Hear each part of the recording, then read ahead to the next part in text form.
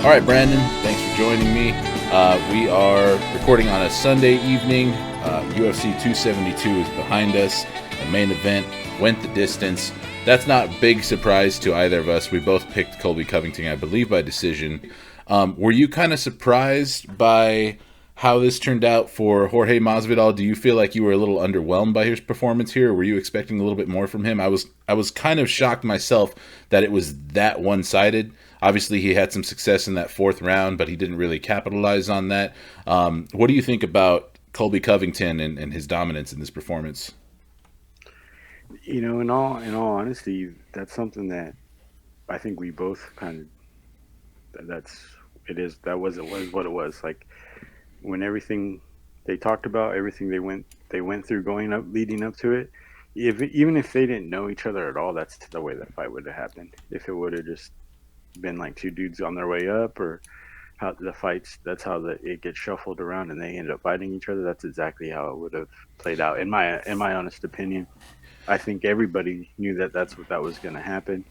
Uh, it was interesting to me, um, like just reading through forums, comments, um, breakdowns, and stuff afterwards. Like people were calling Kobe trash, and that was pure mixed martial arts. That's like today's day and age MMA. Yeah. That's what it is.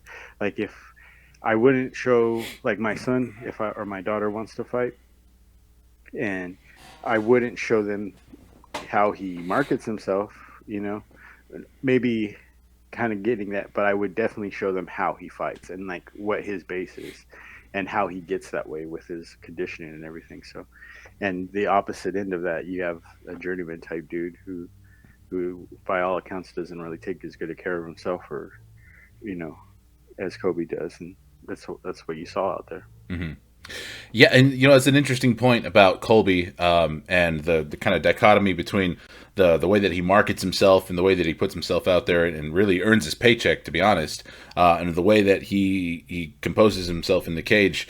And you're right, like that kind of fighter build, that like forward pressure, great cardio, very very durable. It's like the secret sauce in a way. And we've always seen Masvidal have trouble with that. We've seen that he could be crowded by the kicker.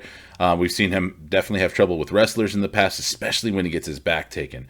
There was a few points in the fight where he had his back taken, and there was a lot of points in the fight where he had his back taken. I Yeah, mean, Colby had 16 minutes of control time, so right. about 3/5 of the fight, pretty much. So, and there was a few spots where you could almost tell that like Masvidal would go for a really quick scramble, or he'd be kind of like Mm, pushing in one direction, trying to fight for position, and then he'd try and turn really, really fast and make a move, and Colby would just stop him dead in his tracks. Like he knew, like, hey, I've seen you try that in the gym a million times. You've tried it; it's never yeah, worked. Why are you doing it here? Do you really think I'm not going to yeah, fall for that? And I know I asked you about that going into this fight in our breakdown video about whether or not that their time training together was going to be a factor. And I think we both kind of knew, like, it might be hard to tell if that would be a factor, because regardless of whether they've trained with each other in the past, like you mentioned yourself, this is a fight on paper that this is kind of how it should go. Even if you just go off of their previous opponents, if they don't, because they've never really fought a guy quite like the other guy. You know what I mean? Like sure. Masvidal's definitely fought grapplers or guys who can control him, but they've never really been exactly like that Colby Covington archetype. And Colby Covington hasn't necessarily fought too many guys that fit that Masvidal type of fighter profile also. So yeah, I'd say his gas tank definitely failed him. His wrestling needs a lot of improvement, and he said so himself in the post fight presser. You know what he said? He still thinks that Colby Covington's a bitch. By the way, these That's guys didn't stupid. they didn't bury the hatchet whatsoever. Right. You know what I mean? And it was almost a little bit kind of refreshing to see that. This Yeah. is when I I think didn't. we both talked about that. Like they'll probably end up doing it, or Kobe would be the one to do it, and they didn't. They like Yeah, doubled down. He I I think he doubled down Colby. on it. Yeah, he went in and he just remained the villain in Kobe that went hard story. on fucking Dustin, dude. He what was he saying? He called him a That cuck and everything, that and sweet. And then what hurt me is because I really like Dustin. mm-hmm, You Gustavsha. I think Kobe could beat him though. mm-hmm, I really like Dustin Poirier, and for one reason is his daughter's so sweet on like social and like that. Sweet Pea is her name is Sweet Pea, and then he's Mhm. like, that's Connor's daughter. So He and it's said just like, that? what? I didn't Yeah. even catch him say that. Oh Yes, my he said gosh. that. No, he didn't say that in the. He hasn't said that. He didn't say that in the post, Uh-huh. but he said that in like other interviews. He said that in on like Twitter. He Mm. said that in, and I guess like he sets up a whole. I guess apparently there's like a whole. I'll have to find it and I'll send Mhm. it to you and maybe post it on Twitter or something. But there's like a whole thing where he breaks down the fanfic almost Mhm. like how you get down with the W of the strawweight fanfic where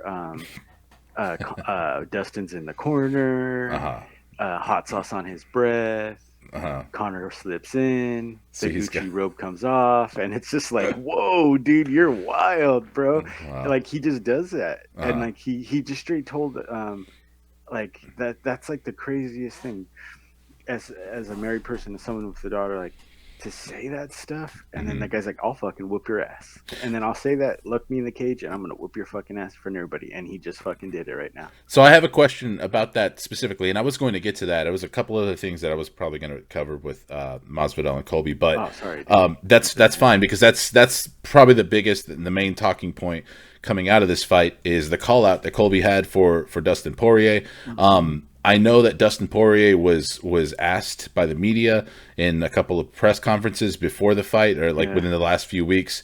He flat out said he has no interest in that fight. He said he will never contribute to Colby Covington making $1 off of his bitch. name. That's bitch to say Do that. you I would think say I'd fucking whoop his ass. do you think he stays true to his word, or do you think Dustin Poirier has a prize? Because that's a bad fight for him.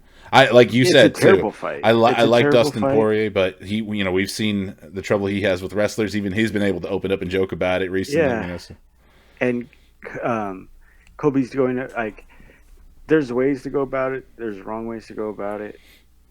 Who knows? At the end of the day, the wrong or right way to go, how it goes. But it ethically we look, can't give him any high yeah, marks for it, but yeah. But Colby god damn Covington, it, if you get in his crosshairs, people are going to notice. Colby Covington yeah, will make you the center of attention in his world, and yeah. yeah. And what's like, what does Dustin say now? Like, what does he say? And then he's on They said he's on vacation, right? Like right now, like he's in Jamaica or something. Yes, And so he was like drunk on Twitter last night talking about it. Like, all I was like, oh, because I was reading he it. put I bum was clot, and Yeah, yeah, it was yeah, really and then he was like off, just like there's like, and it's like the same way I text back when I'm like blazed out of my mind, like there's a D instead of a E, or there's an M or two extra I's, and I was like, oh, this guy's tossed. He just beat the shit out of his running mate Masvidal, and he's on fucking on ESPN, like telling you, like your just that daughter's too. not Yeah, even your fucking daughter. That's Conor McGregor's fucking daughter. Fucking, you're not man enough. You watched it happen, and it's just like, what the fuck? How do you honestly, not fight the guy? And then he's doing the whole. Oh, sorry to cut you off, no, no, bro, no. Go but ahead, go ahead. and then he's doing the whole like, mm, it's on site, but I would never pay him. And it's like, wouldn't you get paid?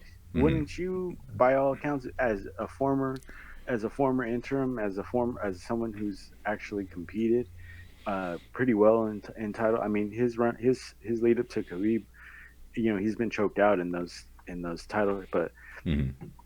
I mean, he would be just as big a draw as Kobe would. That's a good amount of money. I agree. I mean, you guys are both looking to build your way up. It makes sense in the trajectory of and it's like Masvidal 1.0, not 2.0, but 1.0 with the beef, where it's just enough there, and he's actually making it spicier, Hmm. and it's why wouldn't he just do it? And so if he doesn't take it, then you just know like there's no way and then Dustin Poirier's not stupid. Yeah.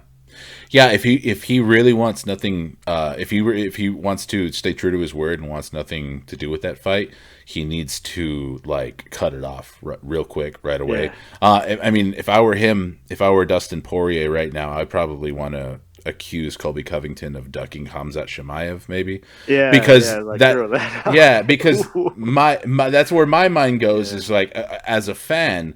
Not trying to approach this as like somebody who's a fan of Dustin Poirier over Colby Covington, but just as a fan in general, and trying to assess where Colby Covington stands, in this welterweight division.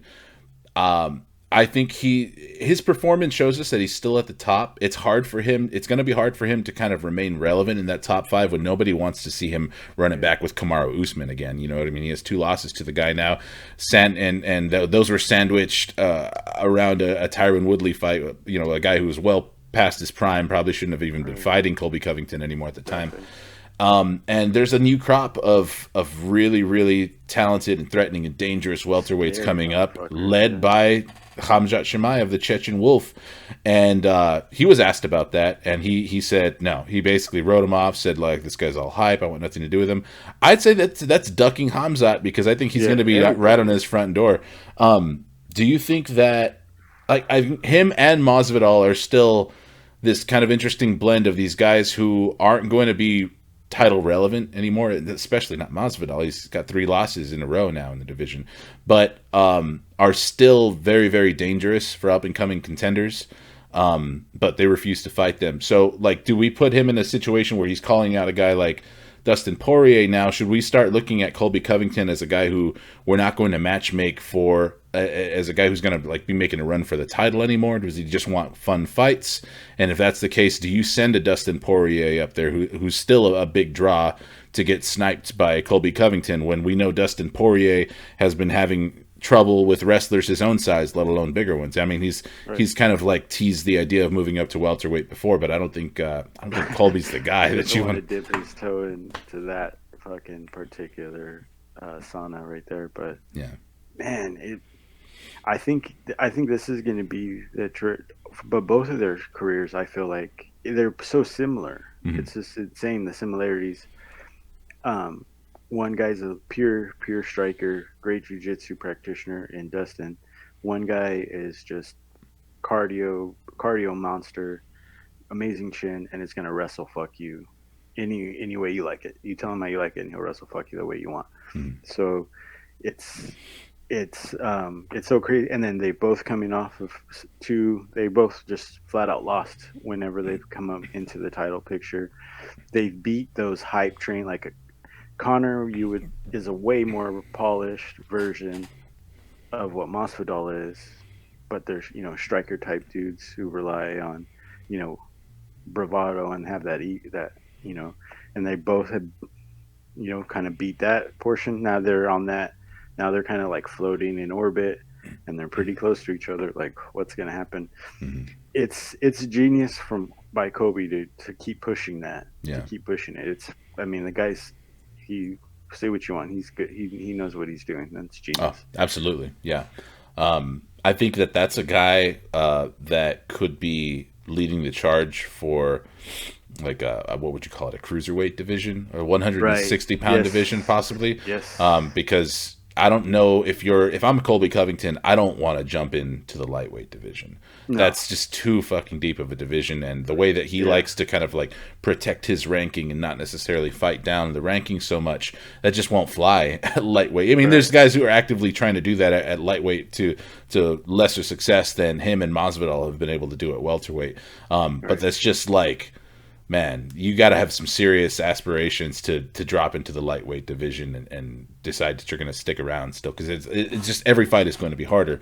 But at the same time, how long does he want to stick around and knock off Kamaru Usman's contenders, while not being able to probably earn a title shot back himself? Because at the end of the day, also, Colby Covington may garner a lot of attention for some of the problematic things that he says in his promos, and the fucking really, really shitty, toxic things he says about his opponents. Drake too, like, I was watching his post fight, and it's like, this guy is a fucking genius. Mm-hmm. Conor McGregor's wrapped up in here, Drake's wrapped up in here, and it goes back to what we talked to. It goes back to what we talked to about with Chael, like doing a shitty Chael version, but he's not doing the shitty Chael version anymore. He's doing exactly what fucking Chael would have fucking done.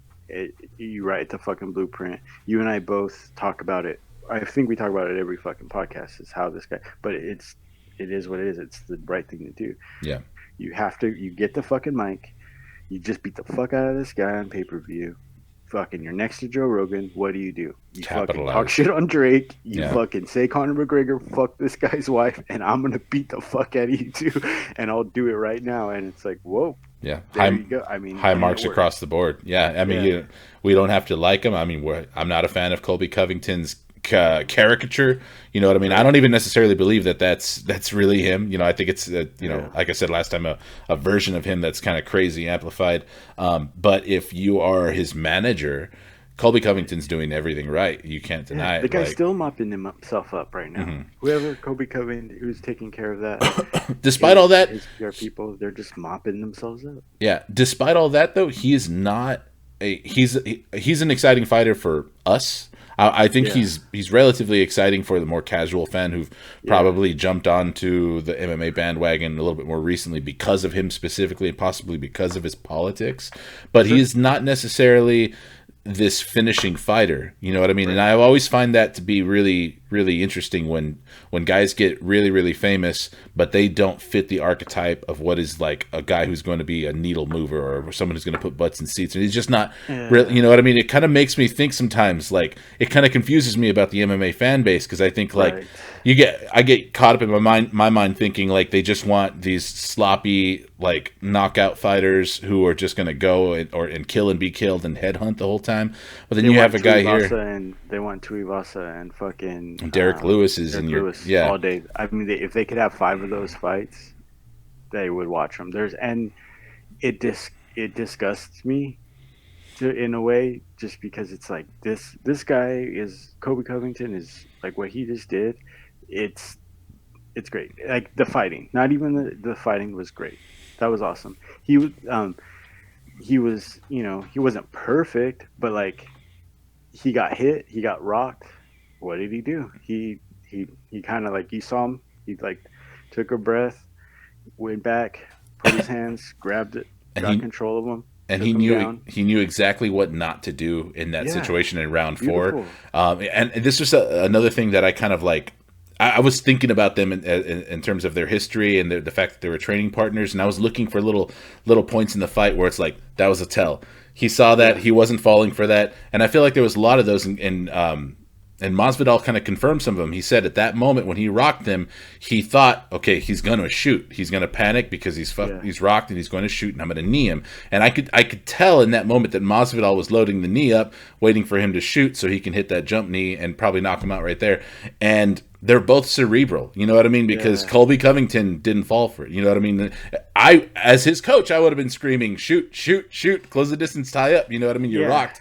But it never came, and it kind of like Masvidal like punished himself for being patient and wanting to be yeah. a little bit of an assassin in that moment, Good which is call, like dude. you wouldn't want him to be wild. And it's like no, no, no, no, no, don't flurry, don't go He crazy. should You have know been what I mean? crazy. He It's should the have just fourth, popped. He yeah. should have just said, "Fuck it, I'm losing. Fuck it, dude. Here's another one. Here's another one. I'm gonna throw some spinning shit. I'm gonna kick, like whatever." And he should have just went all in that moment. Because I I mean, mean, as much hindsight's as great, but yeah, as much as we want to talk about Masvidal being in a bit of a rut now, having dropped yeah, 3 in a row. I mean, we know who those losses were to, and he's still incredibly dangerous. Like he's right, one of the best kickers in the welterweight division. Like his leg kicks and his body yeah, kicks are so good. I think about what he did to Nate Diaz, and this is just like a classic example of a wrestler being able to shut down a striker even when the fight isn't on the ground. You know what I mean? okay, That wrestling threat and that continuous offense, just giving Masvidal almost paralysis by analysis and making it so hmm, that even though he's on the feet, he's in the realm where he should be having the advantage.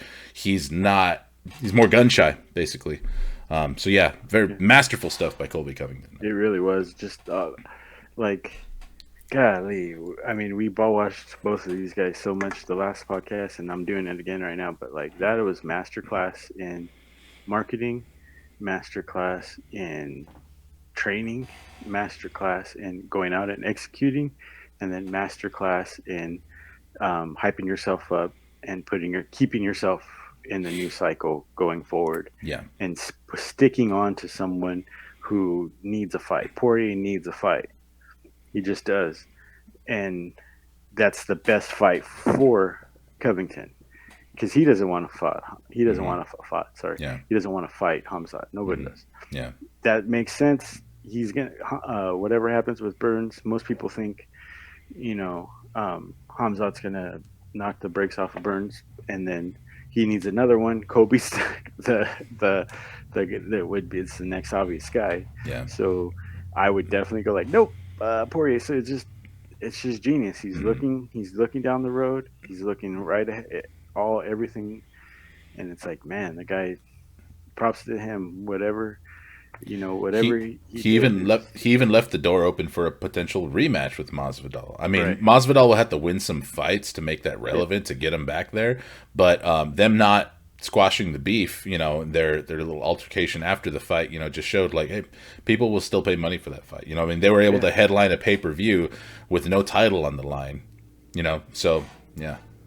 yeah. If say you get like Figueiredo Moreno type of fight, to where it's a championship fight, but it's not the butts and seats championship fight that guys like you and me are gonna watch it, but guys like a few friends of ours who aren't into it, but just want to watch something, might not. But you throw like, oh, Masvidal and Colby are on that. They're co-main, or they're right there.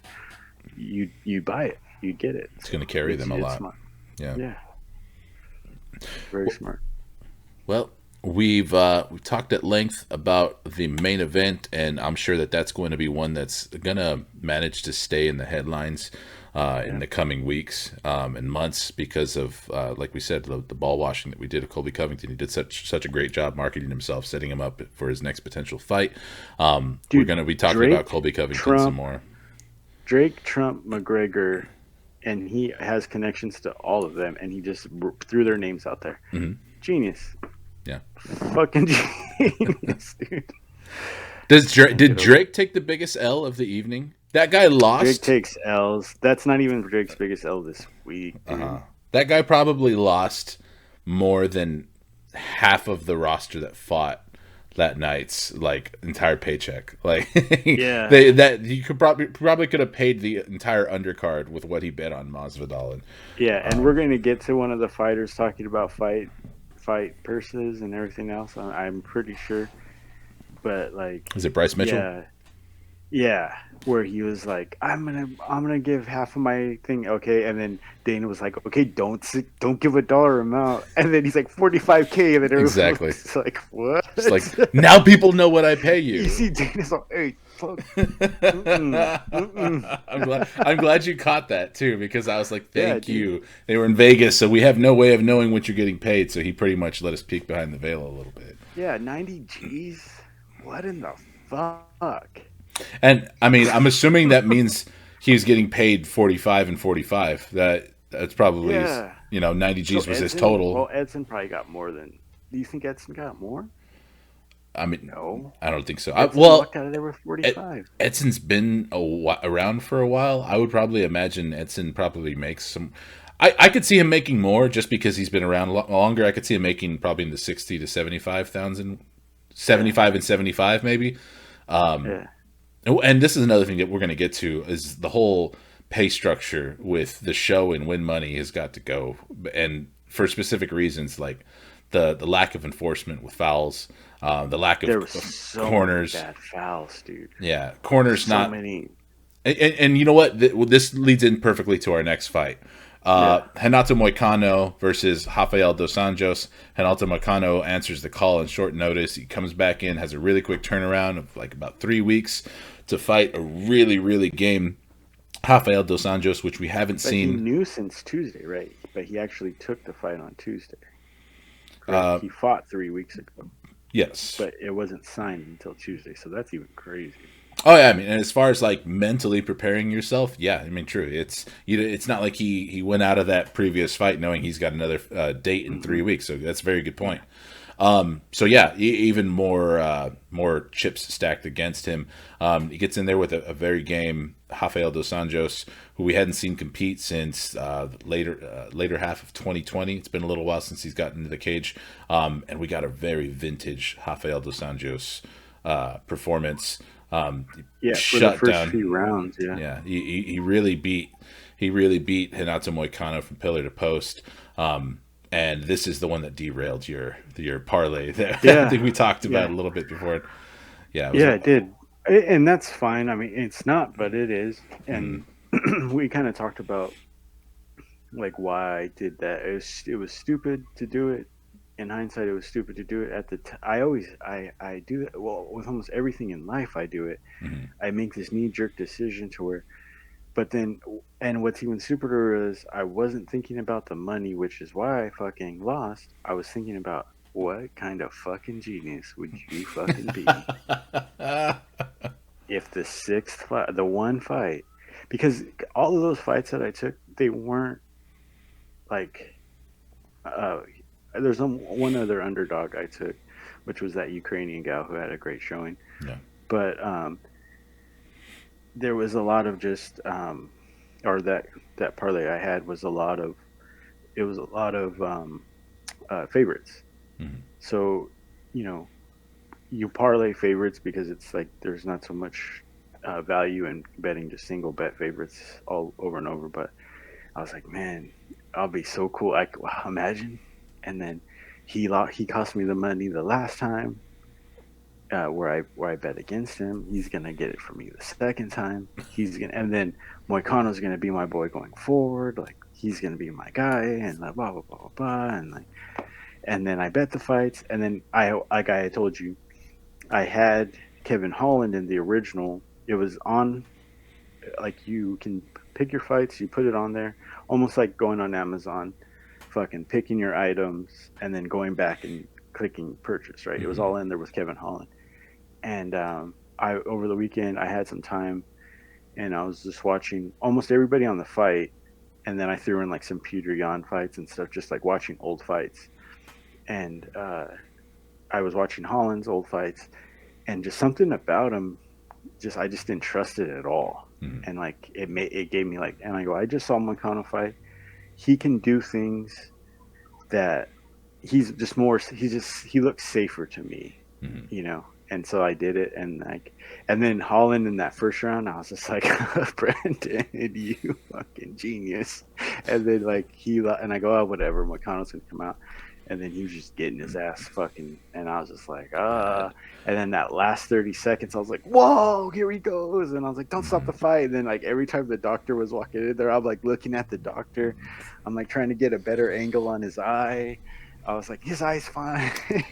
yeah, his eye was completely shut towards the Yeah. end of the fight. Did you see that test he did where he like you could tell he was looking with the left and like kind of like tracking with the left just to make, and like overdoing it with this part to like Mm, make it look like he's like following with like the twitches and stuff. I guarantee you can see it. yeah, yeah. I mean, he was crafty when being examined by the doctors, and we can't take anything away from his toughness. Like Nope. he definitely won fans, but boy, oh As boy, good do as you a think he win made though. it? Do you think he made a That was as good as mistake? a win. Do you think he made it? No.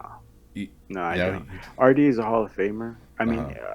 he's Hall of Fame worthy. He probably won't be a Hall of Famer because he hasn't won a championship. If he can get a championship somehow, then he's first ballot, in my Oh, opinion. RDA was lightweight champion. Oh, okay. Yeah, Well, he then, beat no, but I'm Anthony saying Pettis. like to like close it, to turn it off is what I'm Oh saying. yeah, yeah. Uh-huh. So to like end his career out on a high note like that. Mhm. But thank you for derailing, like, making me look like a fucking schmuck. Thanks again. Anytime, Um, pal. yeah, no, but what I'm saying is like he's a Hall of Famer in my opinion. If he can end out his career with a belt or at least like a really good title run and leave, no, he's a Hall of Famer. Yeah, Um, easy. and for Moicano to go out there and on, like you said, he's known since Tuesday he's gonna fight. Came out, and I mean, that last minute or so, I mean, Dos Anjos, it was sketchy that last minute. Like we can also, he beat RD beat the shit out of him the whole fight, but that last minute and then there was other times too he caught him with those shots where it was like, whoa, Hmm. whoa, he hit him, got his ass whooped, but he, like, RD knew that for as much of a beating as you could give someone, he still knows he was in there with someone who's not a chump. Yeah, I was surprised to see really late in the fight. I think it was towards the end of the fourth round, maybe even in the fifth round. Hinata Moicano started to throw that uppercut left hook combo Right. And it that hit. started the finishing sequence in his previous fight, and it hit. Yeah, it was working. I think we were all popping off because that's a combo that we always notice. That's the combo that Paulo Tiago hit Josh Koscheck with back in the day. Oh I don't yeah. remember if you Uh-huh. remember Paulo Tiago, but that Yes. one always Yes. stuck in mine and Mike's head. So we were popping off when he started hitting that. I was a little bit worried. I was really really inspired to see Rafael dos Anjos and him really come back and get this like big important win. Yeah. I felt like it was probably a bad call by Renato Moicano to Yeah. take this fight on short notice. I don't think it was all bad, like you said. I think he definitely won fans from this one. Everyone knows he's tough, but at the end of the day, the rankings aren't necessarily going to reflect that. I'm looking at Tapology right now, and they won't update, or I think they might update it automatically. And he's at 17 right now. I'm not sure what he was ranked at with with the UFC's rankings, but I still think that that's going to take a hit, considering that Rafael dos Anjos was coming off of, I believe it was a 3-fight losing streak. If it's, I mean, if this was college basketball, if this was college Oh football, no, he was had and a there's like fight a, over Paul Felder. oh, Sorry, go sorry. ahead. My bad. Go on. No, if this was like a college basketball, college football, kind of like college basketball down to March, you're getting your seeding in. Are you going to make it into March Madness? Mhm. College football, the final, the where those rankings matter. But I mean, all the only thing that matters is what Dana and Shelby and all the matchmakers think of you. That's all that That's a matters. good point. Yeah. And If rankings really who mattered, Hinata Moicano wouldn't have been in there with RDA because exactly. yeah, it's true. So I get what you're saying, and that makes sense. And but I don't think the rankings really matter Hmm. in his case because he he he's that guy. He's a company guy now. Yeah. They know, he'll step in. I mean, RDA and the Battle of the Raphaels was like those guys were probably up in line for a shot going at whoever would have won that one, and then Moicano just steps in. So who knows when that can happen again, you know? And Moicano's like, I can do it, and then he got beat. He got beat bad, but he didn't Hmm. get embarrassed, and he had his moments in there, and he was tough, and he came out, Hmm. and he showed that he can do it, and so I If think the rankings sorry to cut you off, man, sorry, no but the problem. rankings that they go from like 15 to 1, he's definitely going to take a hit in that and Hmm. should for the performance he had, Hmm. but where it counts politically, um, making your boss happy, he earned points. I would assume he earned major points for that, and he's in there with a Hall of Famer. Should have, by all accounts, fucking. There was a couple times where that should have been done, and he fought Yeah, and he got that's out of it. uh-huh. And so does that mean, what does that mean to RDA? Like, whoa, shit! Like you should have took that guy out a couple times and you didn't, dude. That's a good point. What's that about? Like, why couldn't you end it? Hmm. So Man, that's definitely an angle to look at it by. It's like RDA. It's like yeah, should have been able to put that guy away. yeah. That's actually going to lead to my next question that I wanted to ask you specifically is if you were in Renato Moicano's corner, would you have thrown in the towel at the end of round 3 when he was really getting the screws put to him? There No, was no I point in mean, if there. the guy wants to go, he's a young guy. I mean, and then it's just so you don't know the ins and outs of that. With Hmm. they know each other better. Hmm. I'm not going to pretend to know everything about him and his corner and his team and what they're. I don't know those guys. So, Yeah.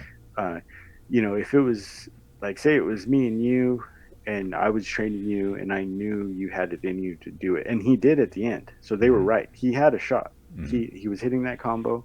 There was the last minute of it. He was like, "Let's fucking go." He was lucid. He was fine, good enough to do it.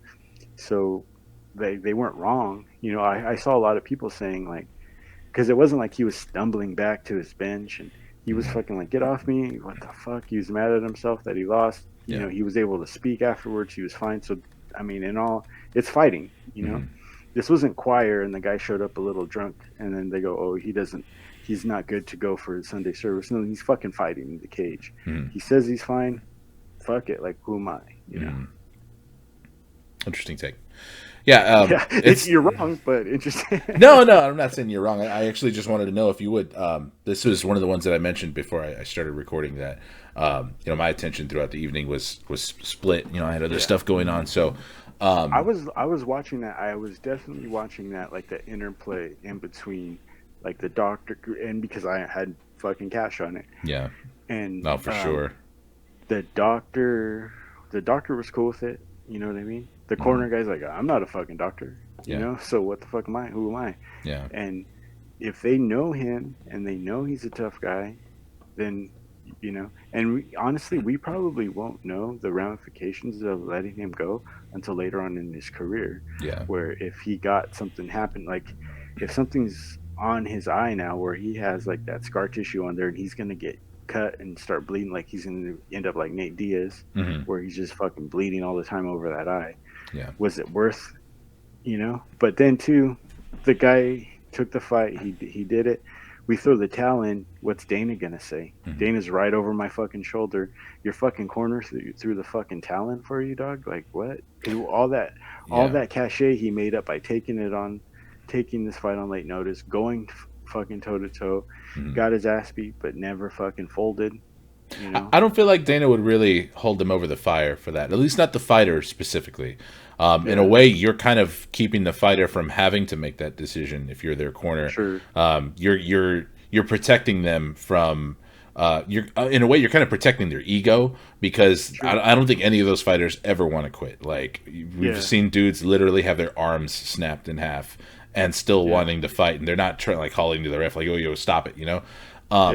I think it's tough though because for as long as we still have, and I'm going to go back to this, that show money, win money, pay structure, I don't think corners are very incentivized. I mean, no corner is incentivized, but corners really, really don't want to throw in the towel for their fighters in mixed martial arts when there's instances where it's abundantly Well, that's clear probably why the that pay they're not going structure to is turn it that way. around. That's probably why the pay structure is that way. Because if they were guaranteed that he's like, nah, he's getting the fucking 110 G's anyway. Fuck it, here's the towel. Right. Then so maybe that's why they fucking do it. It's Because shrewd. you're making you're It's making the coach have to decide it's not over yet, but I'm gonna have to literally throw this towel in and decide you're making half of what you potentially yeah, could have made tonight, and that's a tough call to yeah, make as a coach in a sport where dudes are. I mean, not to sound like a broken record, what I mean, we're beating a dead horse here, but criminally underpaid. right, right. So that's something that I would like to see change personally, and it's a talking point that a lot of fighters have made very recently is that the fight is the reward. Like the fight is not the hard part. The fight is the exciting part. It's where we get to go and show what we've been working for, and Right. that's a cherry on top of the sundae. But the work comes in the weeks leading up to the fight, the training camp. That's where we put the fucking work in, and there's no glory for any of that. You know what I mean? Exactly. Or promoting the fight. You know what I mean? So I feel like showing up and fighting, you should earn your entire fucking check. Like I think the idea of the show and win money being separate is it has to go away. Yeah. And I think that it has implications on protecting the fighters also. Granted, at the end of the day, it's always going to be the coach's decision. But I felt like it was getting pretty close to where you could have potentially thrown in the towel, or if, at the very least, if you're going to send Hanato Moicano out there to answer the bell for the fourth round, you better have the towel in your hand, ready to go, compared Sure. to how bad he looked in the third round. And maybe they did, we don't know. But Yeah. Well, that's the thing. Like the interplay between that corner. If you fucking told him like, I don't care what I look like. uh, Like I don't give a fuck. If you ever do that, you're gone. let me I don't die in ever throw there. the towel in on me, or you're gone. Yeah. Or is it like, dude, does the guy just not give a fuck? And you know, if I get knocked out, I know that if he wins, I get a little fucking extra cheddar on the side. Then throw him out. What do I care if the guy he's gonna fucking, That's a good point. or if like You they're let not gonna yourself, keep. yeah, you let yourself die in there, potentially earn a fight of the night performance bonus or something like that, or end up Right, on the right, wrong end of the KO of the night bonus or something. right. But to me, dude, my final point on that, if I could make one, is just like I was as bad as he got beat. We both know how good RDA is. RDA is a fucking ninja. Absolutely. Just that fucking amazing. And that guy stood in there, took everything that guy had, couldn't beat him, couldn't knock him out, and then had a. I mean, he made sure RDA knew that he fought that guy. Like it's not going to be a faceless win for him. He knew like that guy took a little something out of me. some of those fights where you just walk out, we're talking about Islam in the last fight. Like he doesn't feel Bobby Green. He's like, Hmm. thank you for taking the fight, appreciate it, but I don't have anything on my face that will remind me that you fucking took that fight. Hmm. Feel like RDA took some shots in that final round and throughout that fight, and gave some shots that didn't like end it, to where Hmm. he's like, fuck man, that guy's a tough son of a bitch. Yeah, yeah. He took RDA to the decision, and I think Yeah, that stands for something. And it's something that I was kind of underrating going into this, looking at the result of it, kind of being. yeah. I guess I was, even though I picked RDA, I was expecting a little bit more from Moicano. I think I was kind of shocked at how And one sided that fight was.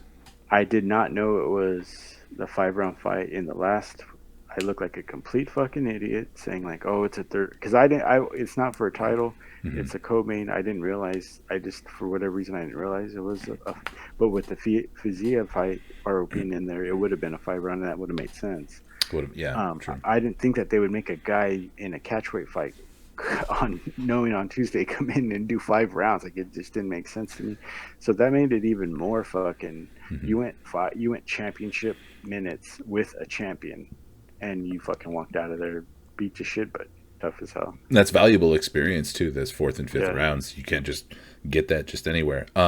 yeah, I like I like the idea of having more 5 round fights on paper. I like the sure. the little bit of a growing trend of co-main event 5 round fights, and then when Yes. they happen, I feel like I'm having a little bit of trouble thinking of the examples. But when they happen, I feel like I'm reminded a little bit. It's like, oh, maybe it's better that not all fighters go 5 rounds.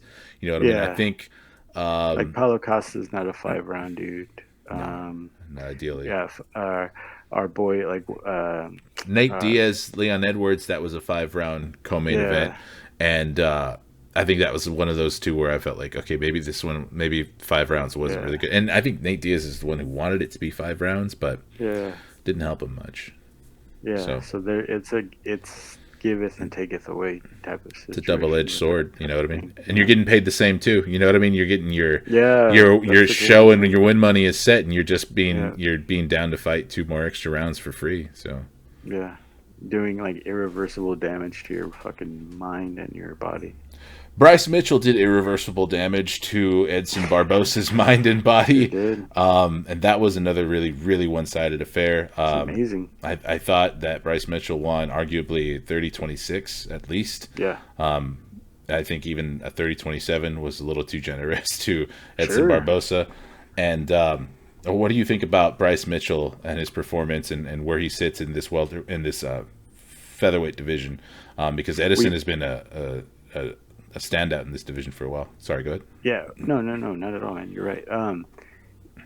We both figured this would happen. We both talked about it. This is probably what was going to happen, uh, which kudos to both of us for kind of calling that out.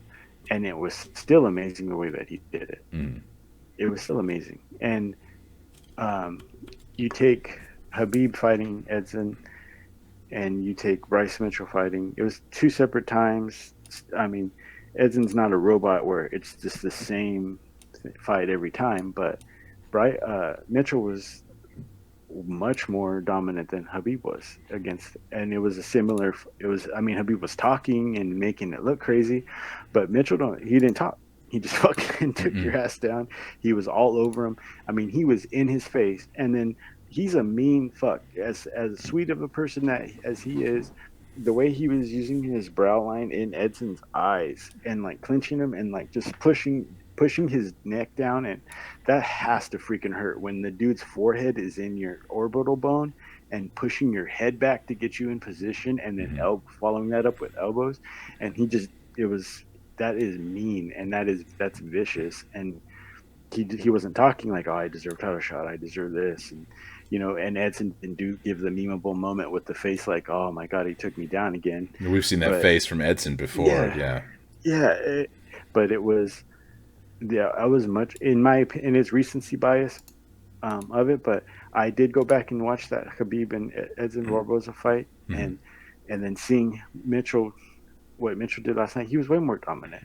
He was way more dominant in this case, and uh, I mean, not to the point where it's like, oh, well, he's the greatest that ever lived, and Hmm. he, but I mean, he's a pro. He he really impressed me with the professionalism, with how mean he was, with how well he grappled, with how consistent he was in it, and even though we kind of both thought it was a stepping stone fight for him, he surpassed even that. He like I went agree. way above of what even he left no doubt as to where he's at, where his place is, Yeah. and how bright his future's going to be. He passed the test with flying colors, extra credit, Sure did. high marks. Yeah, my Sure did. only holdup with Bryce Mitchell, and it's not much of a holdup. Right. He looks like he's going to be a guy who's going to be the future of this division.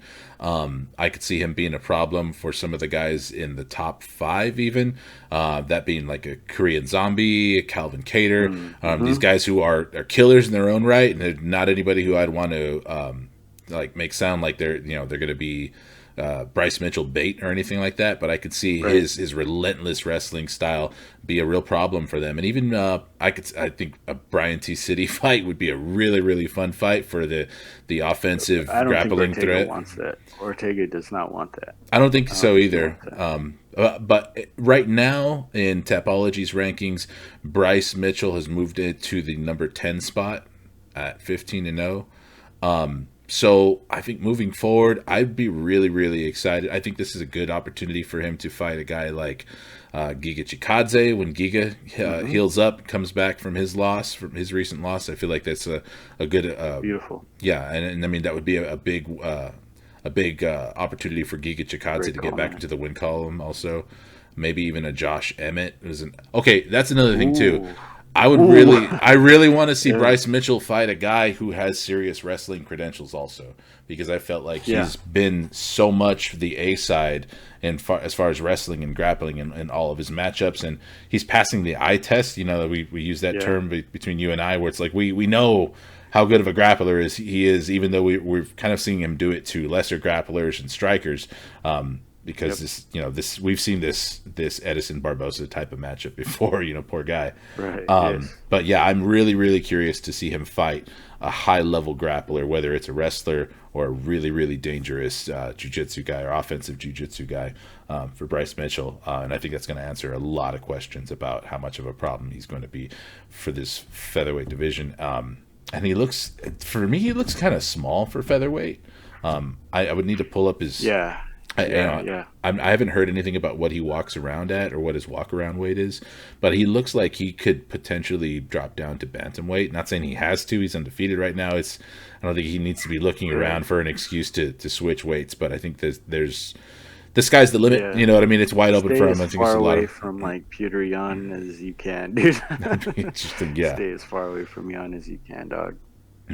But I mean, he's got Volkanovski, at the top of the mountain at featherweight to deal Yeah. with too. So either way, it's a tough road that he's got in front of him. But he's got all the charisma and Yeah. talent, and he definitely he with that interview that he had with Ariel, it really looked like he could really start to slip into this kind of persona or a similar kind of trajectory as far as like what kind of fans he appeals to, kind of like a Colby Covington type character. Yeah. But Yeah. he came around after this fight and really turned it around, and he's kind of going for a very altruistic kind of help people, and he wants to give his money, half of his paycheck away to help Yeah. was it runaway kids or kids that have been No, it was at-risk youth and kids that are dealing with and I could be wrong, but I think it was like terminally ill children and at-risk youth.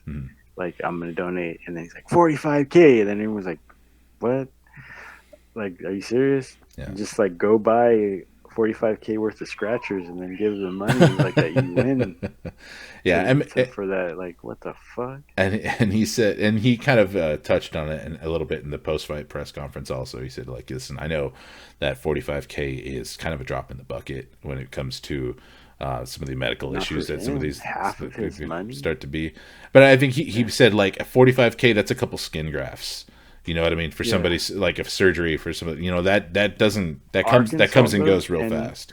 not to shit on Arkansas or whatever it is. I actually have friends that have gone out there, Mm, and they like making. They have like an insanely. He told me straight out. He's like, dude, I got my degree out here, and I just it would just and he was from like the area that we live in, Dinuba, Selma, Sanger, Kingsburg, mm, and he's like, I mean, I was just getting these jobs, blah blah. Went out to Arkansas, like he lives comfortably, makes his own time on like 27,000 a year. mm.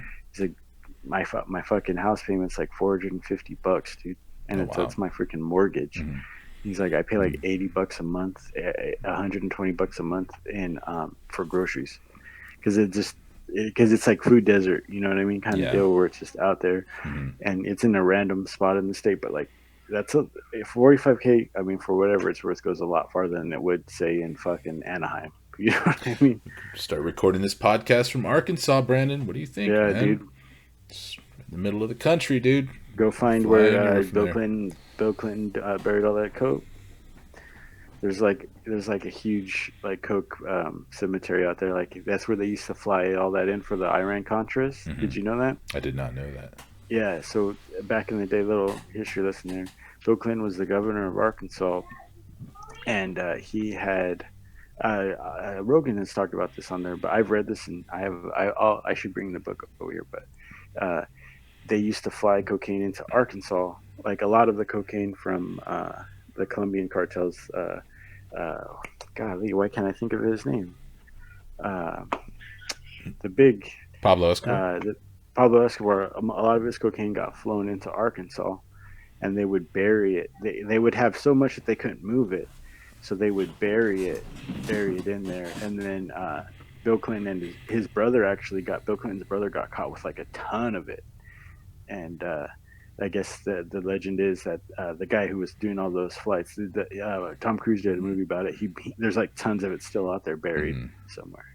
I wonder what kind of work the rain seasons have done on all that fucking underground cocaine, or I wonder how well it was wrapped up. I mean, See like the a goat skeptic in farm out me, there. The goats are just like, yeah, it's cranked out crazy. weevils. Yeah, My bet is that it's probably been buried in somebody's nose for a while now. But yeah, I more mean, than likely. that's a fun little legend. Yeah, But yeah, man, Arkansas, hell of a place. Makes great fighters. Bryce Mitchell, keep Walmart. doing what you're doing. Yeah, keep Yeah, shining. You all you need is Walmart. He's he's got great, his. man. He's awesome. Did he have his camo shorts? Did he get did Yep, Venom hook him up with some camo shorts? Yeah, he didn't did, notice and that. then he had those boots and shit. He took all those pictures with those his farm boots on and shit. Was he wearing That's shorts pretty still when badass. he had the boots on? Yeah, shorts and the boots. Yeah, I need to I need to find those images as top, soon and as then this is done. he does. He's not like rocked up, jacked. Uh huh. So he's like he looks like a lot of the dudes we went to school with, He looks kind of back in the unassuming. days. Yeah, and I think Yeah, that's kind of why I feel like he looks like a small featherweight, because he's not jacked or chiseled or anything like that. He really looks like, yeah, he looks like he could be a bantamweight to me. yeah, no, he it looks funny because then like he stands there with his hands like this, kind of like in a back stance, and then he's got those boots that are like he's kind of got like scrawnier legs, so they're like it's like the leg and like the big boot, and then he's got the shorts. It looks like damn, this feels fucking wild. Weird Talking flex, about but aliens and okay. shit, wanting to call Ariel Hawani like anti-Semitic names and shit. Hey man, as long as he keeps giving his money to at-risk youth, I guess he gets a pass. Yeah, But yeah, interesting to see how he's going to go, because I feel like he can go either way in terms of how he markets himself. And once yeah, he seems kind of young, naive, hopeful, humble, but I feel like once he gets a taste of some bigger money, and what some of that controversy, or what kind of money that you can see when you start to sow controversy, I'm interested to hmm see what direction he goes in there, because I think it's an interesting angle that he's going with. And I feel kind of fucked up calling it an angle, being like, oh yeah, cool, nice angle, donating to at-risk youth and stuff like that. Like that feels like some real hater shit, you know Good what I mean? job there, Yeah, Cletus. but it almost, because to me it feels like a reaction to like the blowback very minimal, like inconsequential blowback that he got from his appearance on the Ariel Helwani show or the MMA Hour, whatever Yeah, you want I to feel call like it. the people. I feel like there's just so much going on in the world right now. So much of like you can't really trust any news organization. You Mm-hmm. can't trust anything they fucking say anyway. You can't trust anything you read in the fucking forums. You know, he's a young kid who gets hit in the face for a living. Mm-hmm. And then he goes on Ariel Hawani show, which I just don't, I'll say right here, I just do not like that guy. Mm-hmm. He walked him into that. But I wouldn't doubt that in the pre-production where he's like, oh, he wants to talk about that. Like, A guy let like me take Ariel him has out there. all bases covered. That's for sure. Yeah, he's Yeah, very yeah, prepared for the conversation to go that direction. yeah, Yeah, yeah. and a guy like Ariel also knows better than anybody that MMA fighters, or as accessible as they are not schooled up and like as PR ready as high level athletes from other sports. Right. Like you Yeah, get exactly. a lot of people from other sports that as soon as they get a mic in front of them, they really know how to cross their T's and dot their I's and not say anything potentially problematic. So yeah, I wouldn't doubt it whatsoever if Ariel kind of walked him into that. But Kevin Holland versus Alex Oliveira, Cowboy Yeah, Oliveira. I was chasing some points on verdict a little bit with this one. I thought that, yeah, you know, Alex Oliveira was a really, really big underdog, and I didn't really understand why. I thought that he was yeah. much, much more of a live dog than some of the numbers were suggesting. But that was just on verdict, though. Right. The verdict had some Hmm. crazy multipliers. With like, I think it had I want Cowboy to look Oliveira into by like, that, uh how that works, dude. Like, cause like I don't like you show it to me, and then I see like the icons, huh. and like by decision, by knockout, by whatever it is, right? Like there's points attached to that, Yeah, and they're usually and fairly in line with betting lines. I feel like right. maybe they don't swing as much because people maybe don't always put their predictions in. To sometimes it's a lot earlier. I don't really know to be honest. I don't know if like Yeah. people who make bets only bet like the night of, like right before the fights, or how often you make bets. How far out from a fight do you usually put your bets in? It depends on the number, and then you kind of look at it when it comes out, and you kind of want to get as much information as you can as far as like if these guys are carrying injuries, Mm-hmm.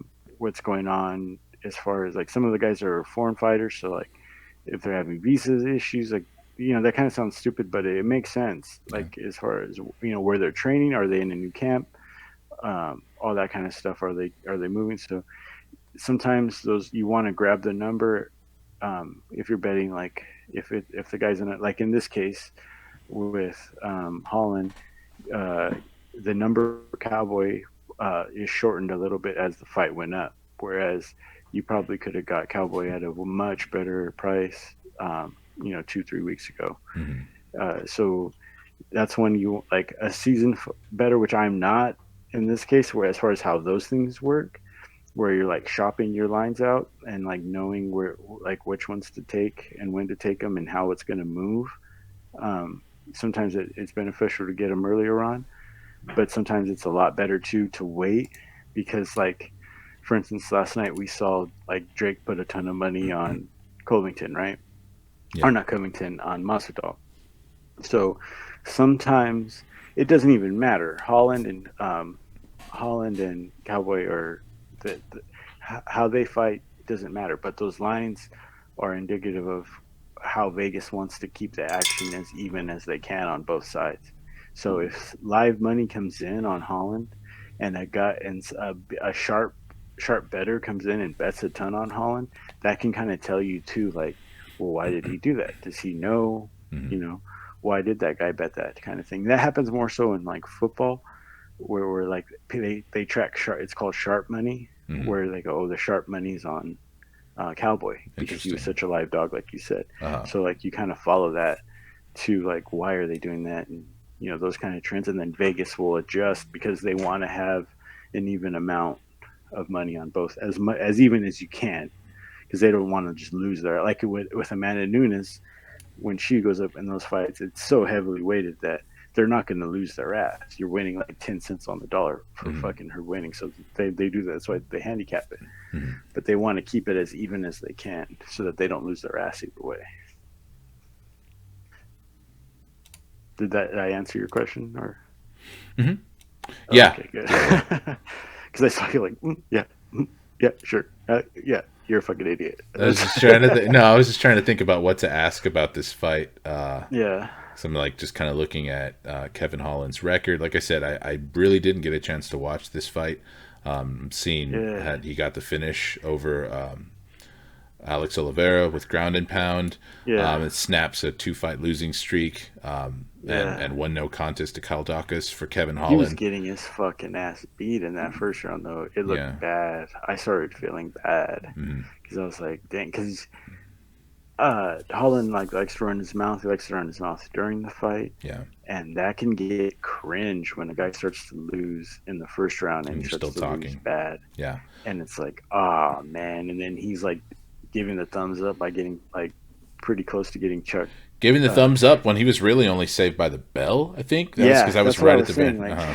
dude, okay, Yeah. like You that's better cool. fight those risks, guy. Like, I But mean, I mean, yeah. yeah, that's what I'm saying. And it worked out for him, thank God. And Mm-hmm. like I was saying, I was watching those Kevin Holland. Like I was like, oh, I'm gonna put the money on Holland to win it. And then a friend of mine had showed me like, oh, I'm betting on Holland, or it was part of his parlay. It was Holland was on there, and I was like, that makes sense, and I put it in there. And then I talked myself out of it by watching his fights because a lot of those fights, it's like razor thin margins of like, whoa, you were losing, Mm-hmm. and then you hit the guy with the hook, and then shit kind of turned for you. It was never like he's winning. He's Just more steady often than not dominance. he's yeah more Yeah. often than not he's losing until he's not until he like that one thing happens, and that's so hard to like put money on. Mm-hmm. You know.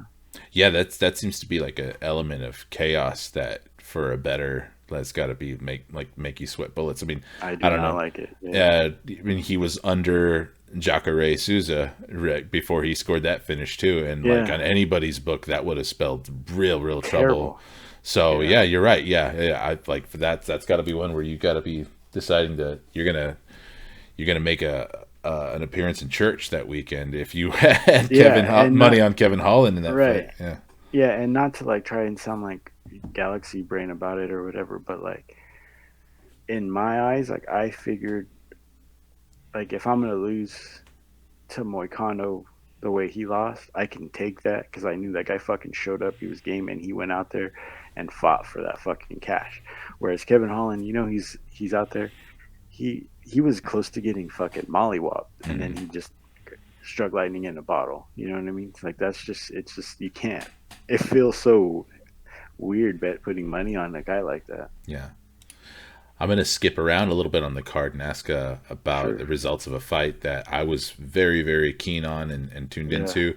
And you mentioned like as a bettor, you never want those types of fight, or that's always like the worst when you could take it a little bit better if a guy like Moicano loses in the way that he did, Yeah. and you lose your parlay because of that.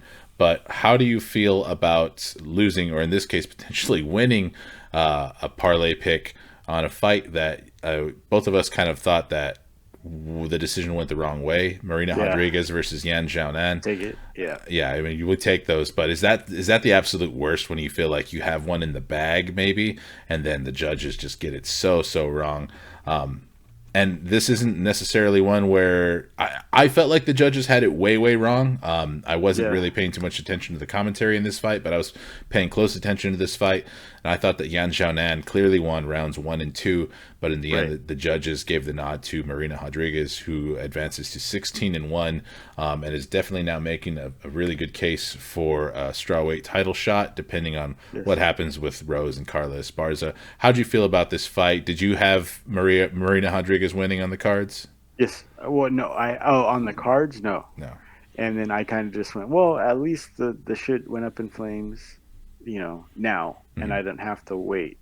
You know what I That's mean? true. Yeah, early on. So Yeah. and then when they called it the other way, I was just like, oh, I'll take it, because Mhm. like I told you before, like I got lucky with Aljamain and Peter Yan, where that all worked out in my favor, in that way back then. But Hmm. so it's gambling. The shit. It's human error. It's Yeah. happened. I don't. I don't. And on the other side of it, she wasn't put away.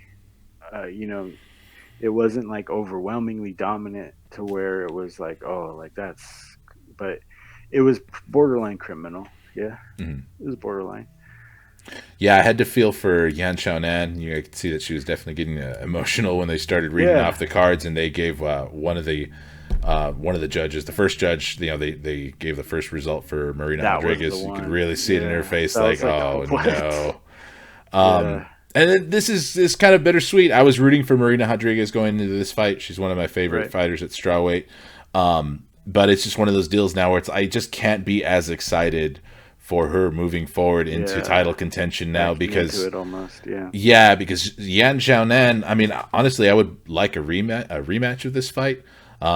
I think Yan Yeah, Xiaonan oh, going and without the training coot shot, without the crotch shot, without the that yeah. she, Was that a knee to the cooch? I think so. That looked rough. It was deep too. Yeah, she got her for Yeah. sure. It's not often Ooh, you. it's 8:30. Talking about taking it deep here. Let's go. No, I uh, hear what you mean though. That was rough to watch. yeah, That was like straight to the baby maker. but Yan Xiaonan looked really, really good. Her boxing was really sharp. Yeah, Her movement looked like was what was giving Marina Rodriguez the most problems. It really, which is really. what you don't see that from the Chinese fighters, where the fluidity is always, it kind of seems robotic in there. Mhm. When you see that they're great, fundamentally they look good, but the fluidity and the kind of the looseness of it, they don't really catch. But she kind of bucked that trend for me, at least watching it. That's a point that I really, really agree with about the fluidity. And Yeah. I feel like I see this a bit in Zhang Wei Li also. Is Yeah. that like the really, really good everywhere? Not necessarily the best at mixing the martial arts though. Right. Like Yep. they're not. It's just very like Exactly. I'm in yeah, standing like mode, and very, very easy to surprise me if you turn this into a grappling fight really, really quick. And right. I'll adjust to it, but you can catch me off guard. Yeah. Yeah, and I've seen that before from Yan Xiaonan. Granted, Yan Xiaonan has deficiencies in wrestling in general, but that's definitely something that I noticed before. And but her footwork was, yeah, she did buck that trend this time around. Her footwork was really giving Marina Rodriguez problems. Marina was almost looked gun shy. She could never really find Yeah. her range, her pace. And I think that Yan Xiaonan training at Team Alpha Male is really, really Yeah. proving to be fruitful. I'm really excited for her to moving forward. I mean, I know she's coming off of a loss here, but there's not a lot of bad matchups at strawweight that you can have. Mm-mm. If she has to fight down, she's going to end up with a good fight that's going to put her back in the winning column.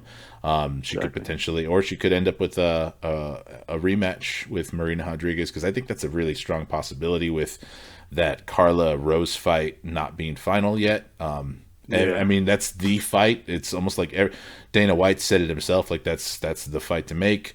The fans are all kind of in consensus, even though Carla Esparza is not exactly a fan favorite. Right. But that fight's just not happening. What do you think is the holdup here? What's I couldn't tell you. Like I really don't know. That's not the. It's probably. I think it's if I can kind of gauge by like looking at you, I'm pretty sure you think it's something Rose is ducking it, or Rose is trying to like drag it out, or I don't really what know. do you? I'm quick Pat to Barry's in her head again, manipulating her. judge Rose for Yeah. her inactivity, Yeah. and I don't really know what the case is in this It one is a little because sus. It because is sus. Rose herself has said, "Hey, Carla Esparza earned it. I'm ready to fight against her." Yeah, But she should have fought by now.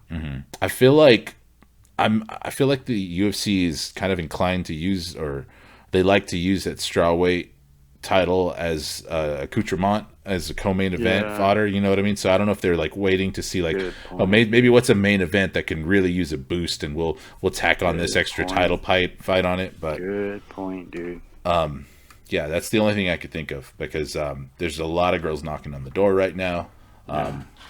and this fight. It's like bubbling underneath her.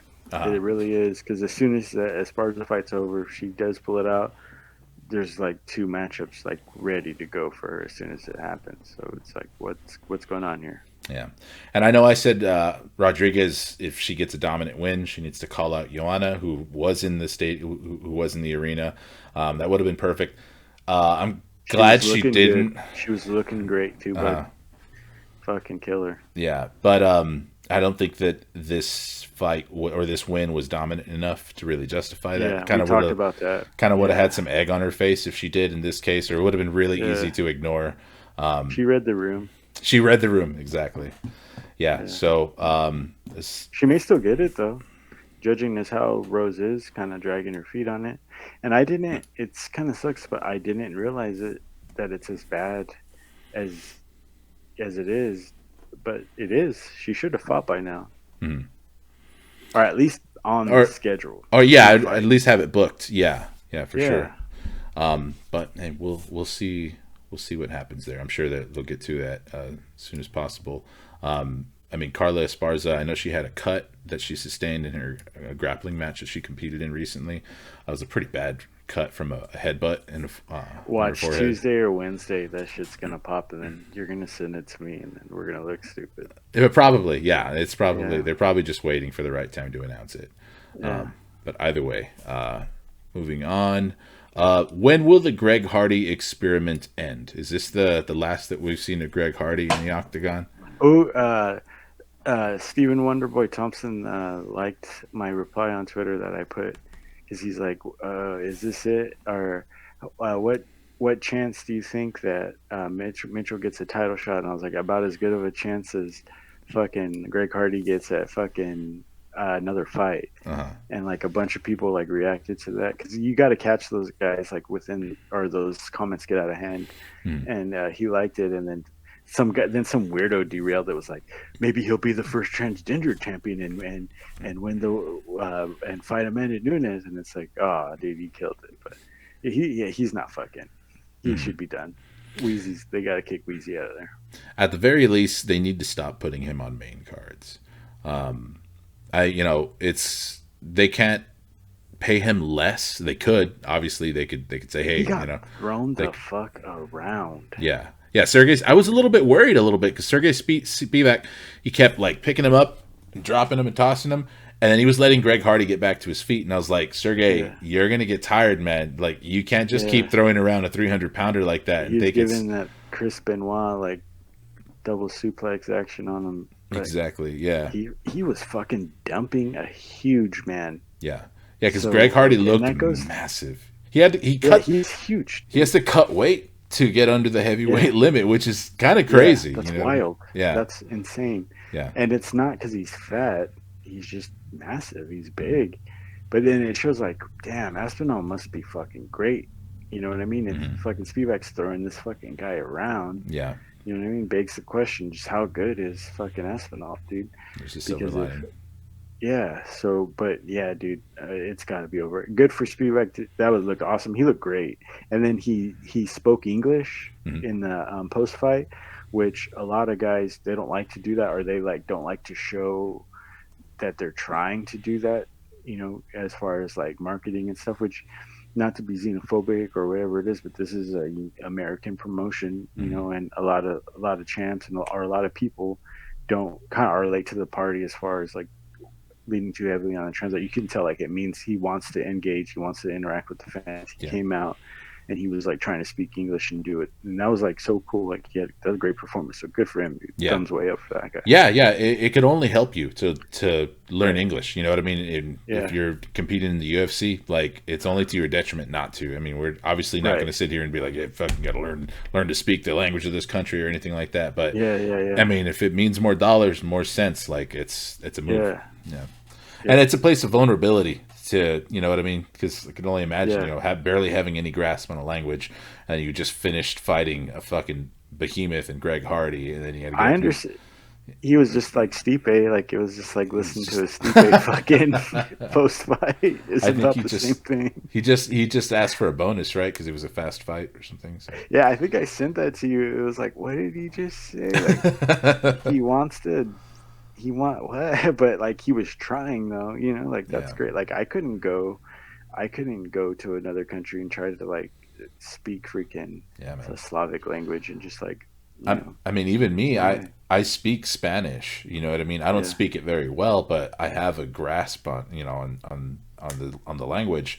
But even yeah. then, I get very nervous about speaking it in certain Hmm. scenarios if I don't really feel like I know exactly what I want to say or how I want to say it. You know what I mean? I don't Exactly. Good have point. that much of a grasp for it.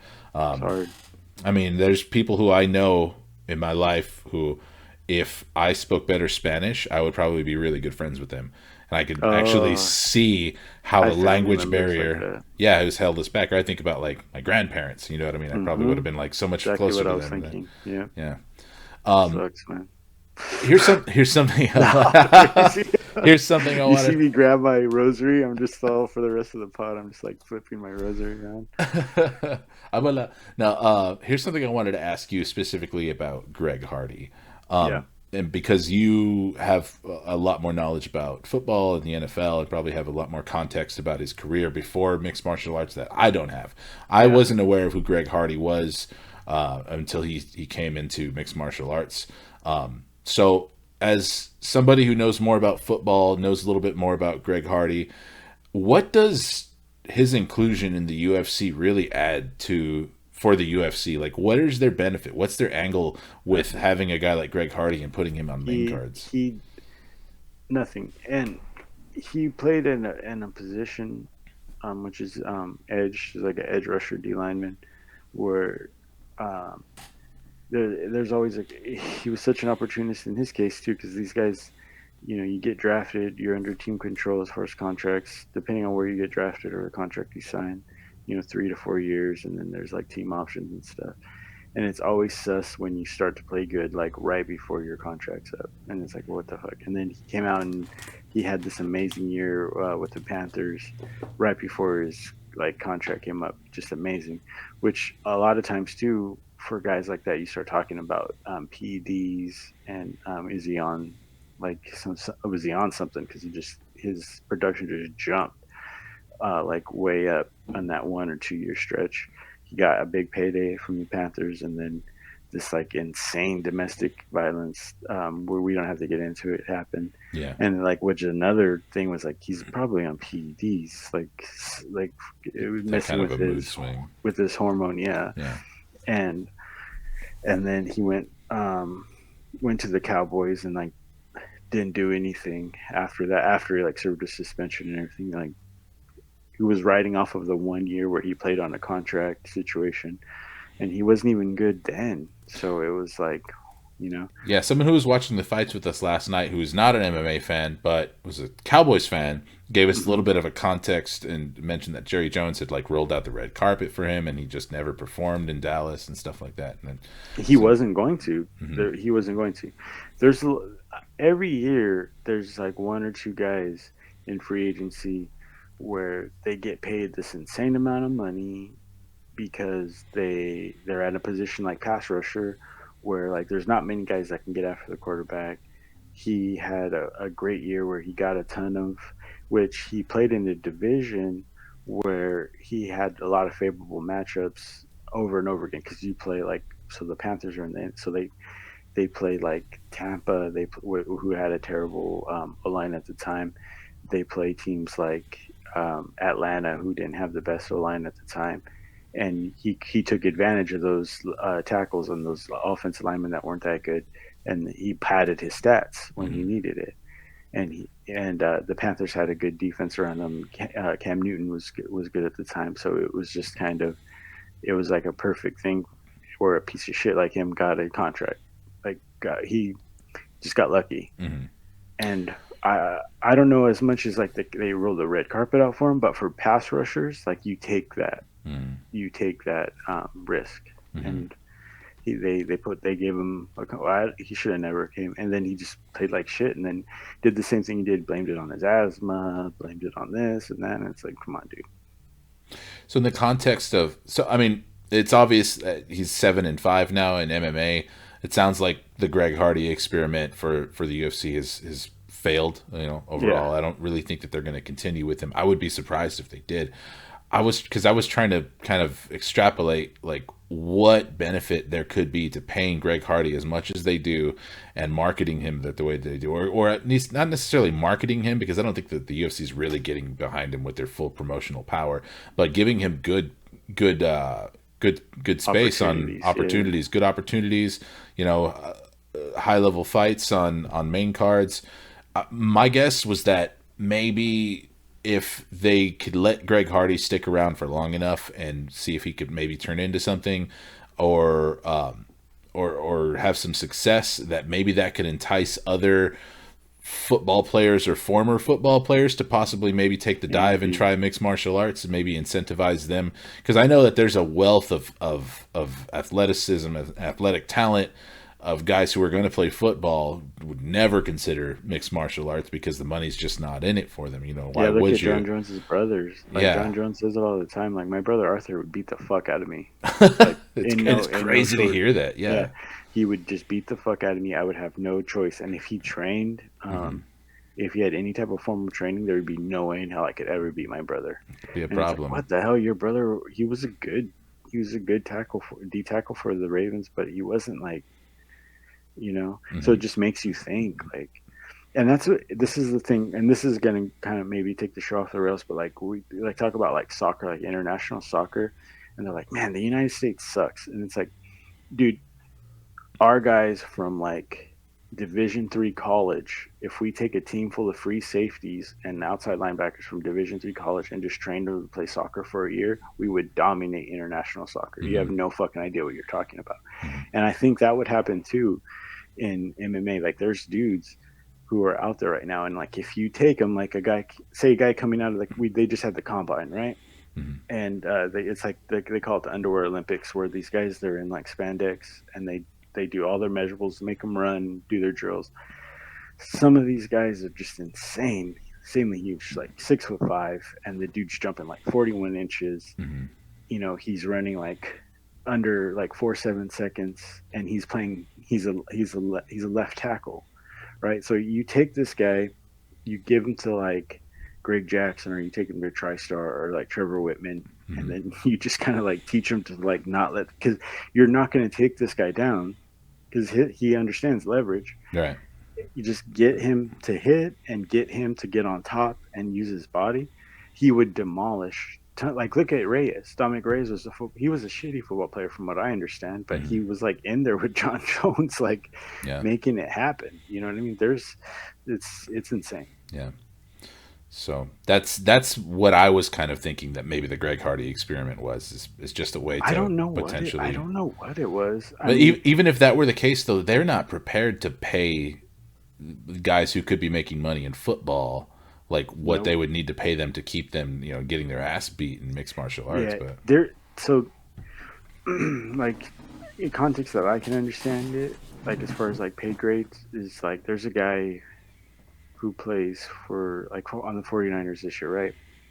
Probably wouldn't be a household name to either one of us, or to like a lot of people.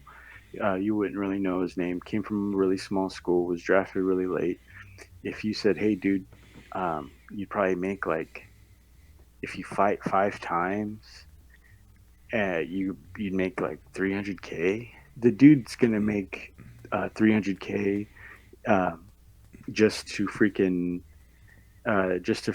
like, not even sign, like his signing bonus would be like $1.5 million, and he's not even on the top of the top 5 or 10 earners on that team. Like, not top 15 earners on that team. Practice squad guy or something like. No, not even. I mean, not quite, but practice squad guys make more still. There's dudes who like they show up and they basically just give a look to the defense, like their scout team player. Is you emulate the other team, you play wide receiver, you're gonna make 400K in a year, and full benefits. These guys travel like it's insane. Travel, you get full benefits, full travel, clothing. I mean, as stupid as it sounds, like first class accommodations everywhere you go. Like, it's just everywhere you go. There's food, there's drinks, there's clothes, there's so it's like, why would you switch that over to where you have to pay for everything? You have to cook for yourself. You have to fucking Your healthcare is on you. You got to fly You know you what I and your mean? coaches out to the fights and Yeah. everything. Like, yeah, Fuck that. no sponsors. You'd have to be coming like, and there's a smart way to do it.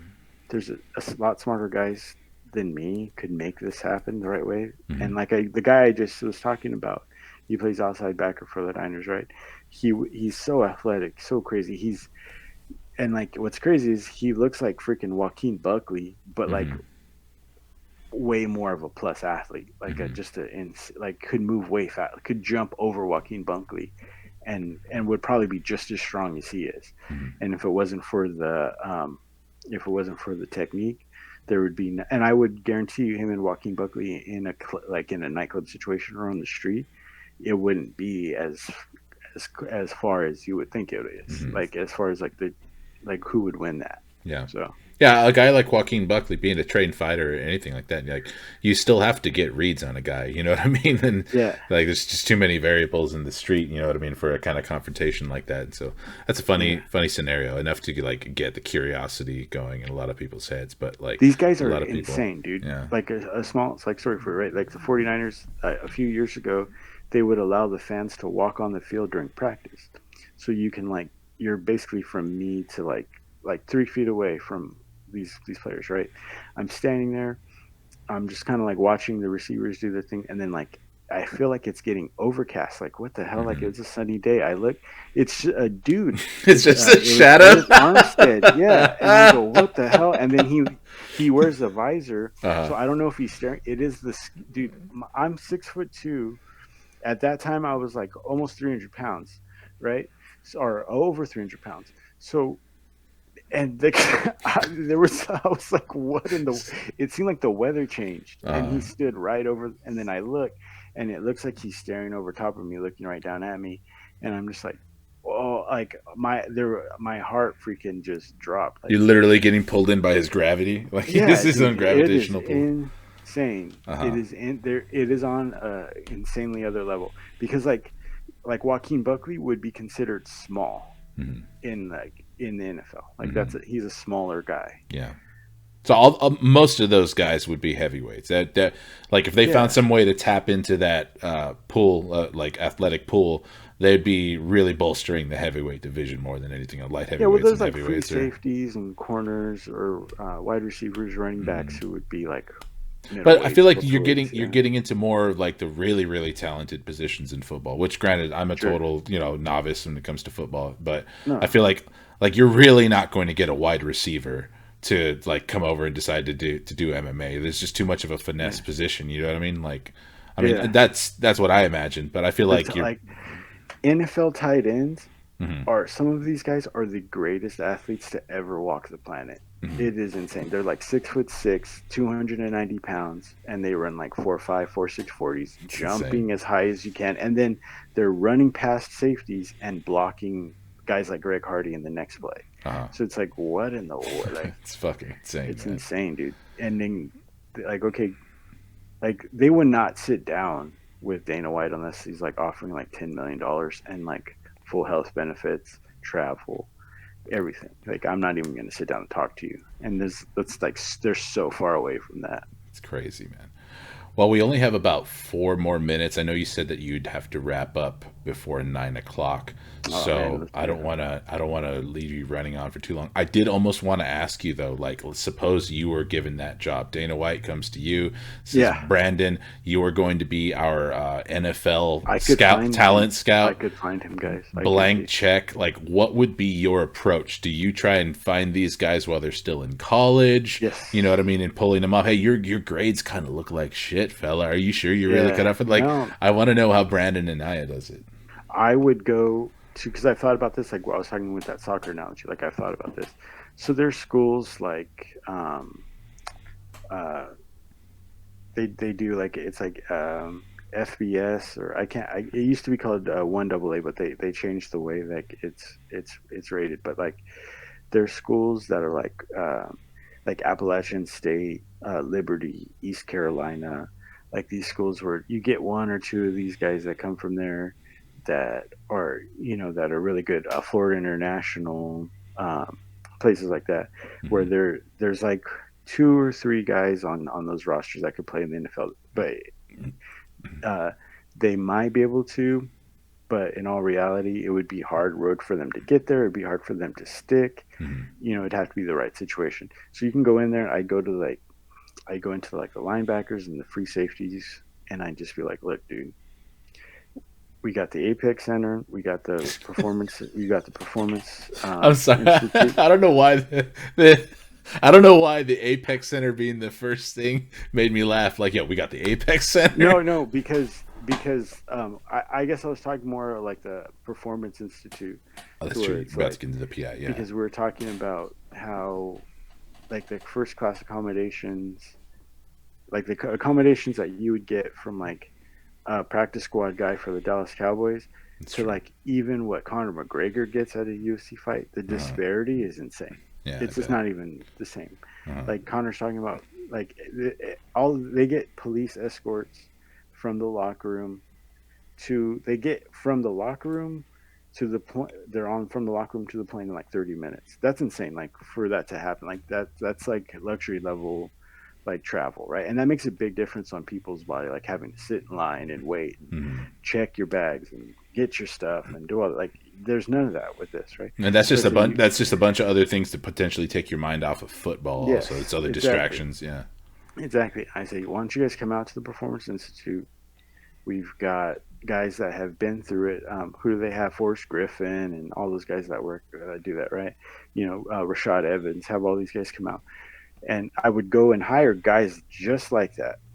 I would get guys just like that, like guys that are like fighters, salt of the earth type fighters that are down to train and that can break it down at a granular level Mm-hmm. and get like a group of safeties, outside backers, and D linemen like Greg Hardy, right?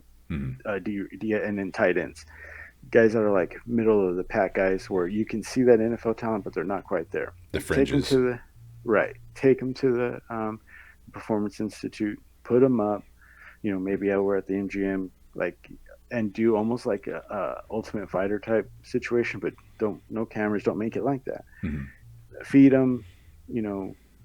Put them up in a hotel or whatever it is, and just kind of let them do it, and then gradually, bring in wrestlers, bring in guys who are current guys, like bring in a Chael or the smooth talking salesman type guys who can Mm-hmm. come in and be like, listen, motherfucker, you start talking shit, you start running your mouth, like you go on Twitter, you start talking shit, and you can get fucking paid. And then Mm-hmm. he says like, what? And then like, look how good. And then just kind of show them. And then as you're doing that, show them the marketing side of it. Show them how they can get paid off of it.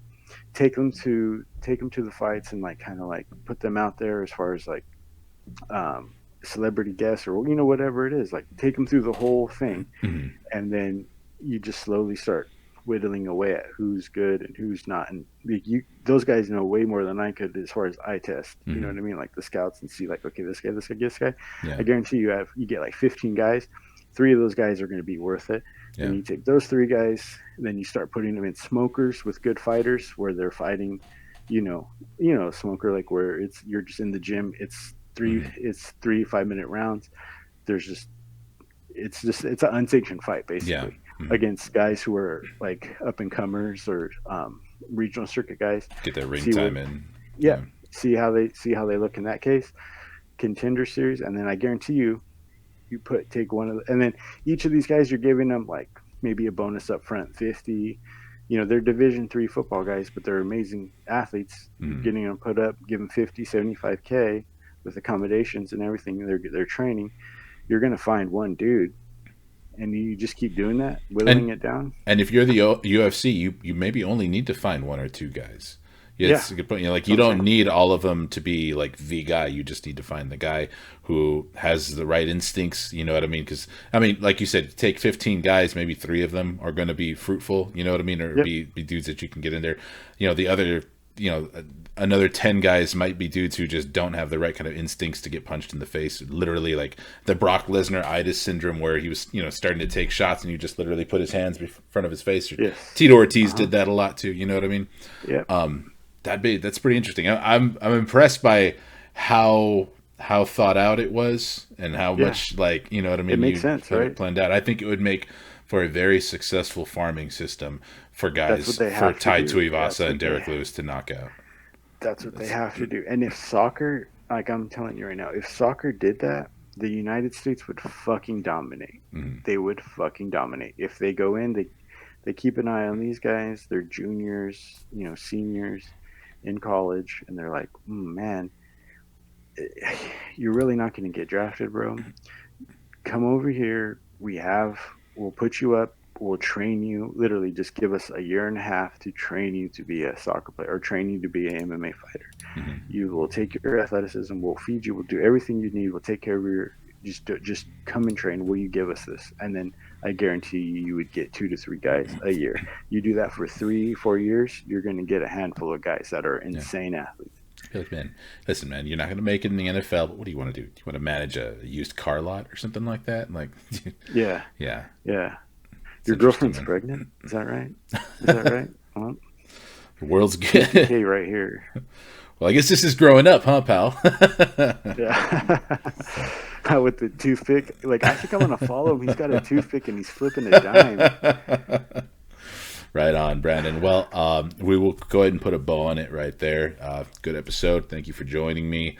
It was a great card, and we were looking forward to coming back for UFC 273, Volkanovski versus Korean Zombie, next month. That is happening on April 9th.